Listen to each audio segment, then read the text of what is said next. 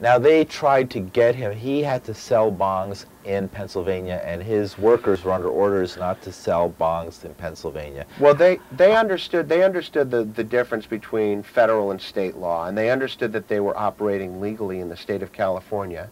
But they also understood that regardless of those laws, there was a federal statute that said that they are illegal. It's just a question of how do you prosecute.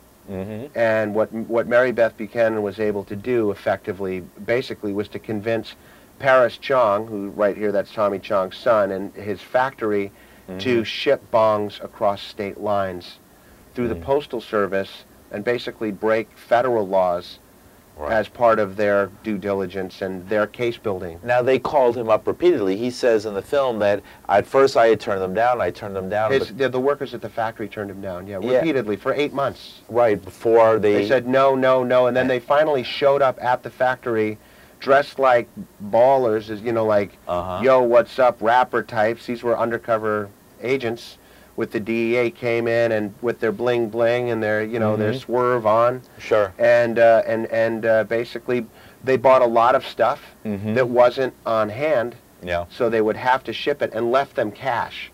So it was a total enticement.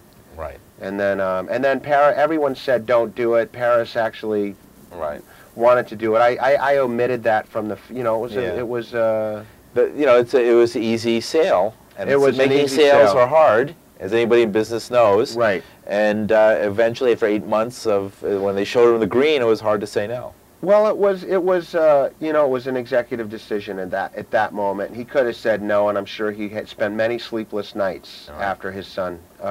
After his father was. After his father went away. I mean, it was that's what those prosecutions do. They shattered lives. Mickey Norris, Chris Conrad talk about that. Sure. That these federal laws they destroy people's lives, and they destroy families, and they get into the internal chemistries of families, and there's no holds barred when it comes to the lengths that they're willing to go to exact the information that they need to get their prosecutions. Now the word is it's rough stuff.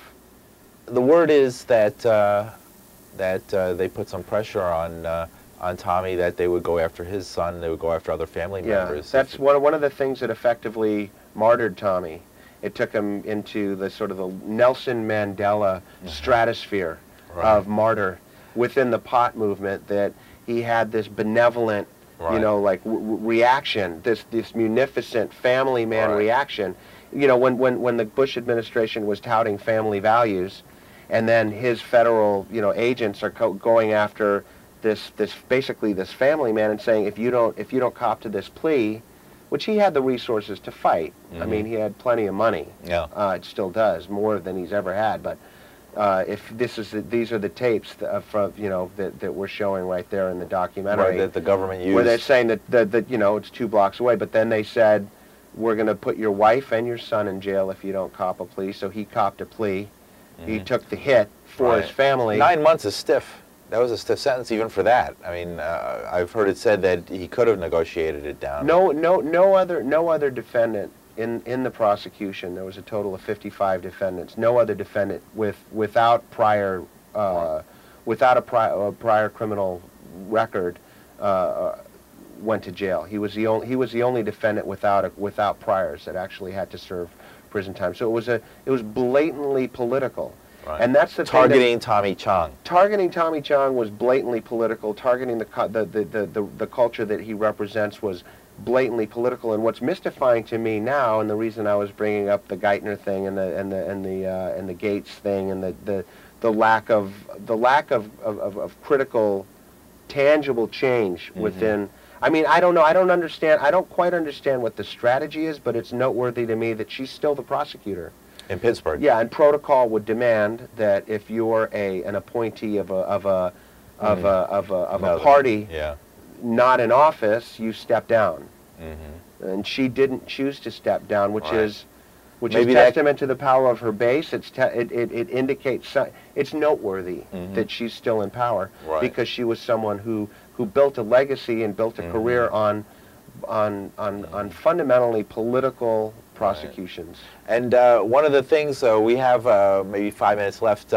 It's interesting that I remember writing about the effect that this bust had on High Times magazine. High Times being the venerable, 40-year pot magazine in America. Many of us know about it or seen it sold in every newsstand in America almost. Yeah.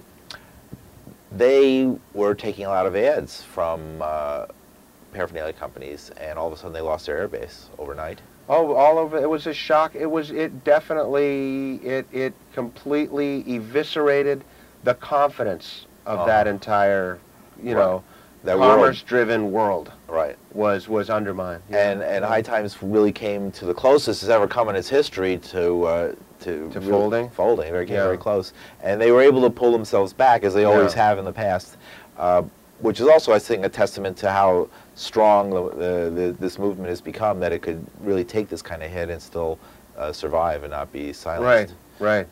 And now they've survived this president to another president who might have a slightly different point of view. Well, there's persistence on a lot of levels. I mean, there's persistence of political appointees, and then there's a persistence of a culture. It's this dialectic, these opposition, these opposing forces seem to they knock each other almost to the off the grid and out of the frame, and then they come back to this It zigs and zags. It's interesting, this whole fight over the drug fight. In that way, to me, it's similar. Although it's not the same thing, but it's similar to the abortion fight and the choice for pro-choice, anti-choice.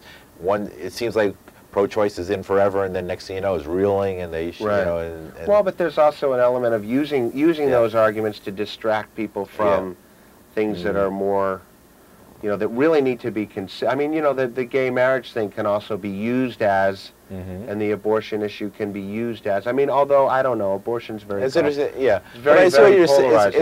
It's very polarizing. The drug issue is polarizing. Yeah. Almost as polarizing as we've seen as that, and that's what we're talking about, is polarizing wedge issues in America. It's easy to inflame within that, though, because there's always going to be pot, there's always going to be abortion, there's always going to be gay marriage. And, all those things. It's just, do you choose to make a big issue out of it? Right. In order to distract from maybe a war that's going on or something. Or do you focus on unemployment and health care? Which would be better. Yeah. In my opinion, our opinion. Okay, Tommy Chong, a.k.a. Tommy Chong is the name of the film. Just get on the internet and search it out. What's your website? a.k.a. TommyChong.com. Right, you get all your information there. We're playing the movie behind us. Parts of it you're getting to see right here on Let Them Talk. And we have a call coming in. Let's give it a shot. Maybe somebody will join us if I can find the right button here. And let's pick up. Hi, you're on. Hey, what's up, man? I was just wondering, is there like a libertarian on your show? Well, I don't know. Are you a libertarian? Do you see yourself as a libertarian, No. Josh Gilbert? No. No, but we have a lot of libertarian friends. Across like that, he sounds like he just wants to argue for the sake of arguing, Arguing about what?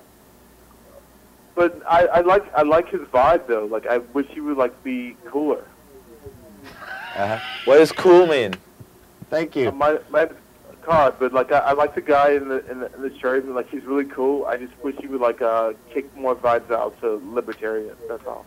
Oh, we had a libertarian a couple weeks ago, actually. Paul Garin was on, and then we had, well, I don't know if Paul's a libertarian truly, but we had before him Doug Green, who was also a libertarian. So we've had many libertarians on this show. I agree intellectually with a lot of... I really like the guy in the cap, he's totally cool. I've wanted All right, we have to go now. Thank you very much. We don't have a lot of time. All right, let's sum up. Thank you. What do we, in the last minute, what do we want to bring with us about Tommy Chong? What should people know about this person? Well, for me, the focus is really not so much about Tommy, but about the federal laws that are oppressing the culture and that are keeping these people in prison for smoking, a plant, which I think our resources are better spent taking care of people, not putting people in prison. Okay. So, I think we need to focus on what things that matter and destroying families and putting people in prison for smoking is a poor use of our resources. I think that's my takeaway. So in a way, this is this action by the government against Tommy, as depicted in this film, boomeranged and probably helped. And it's a lens through which... We'll see you next week. Thank you.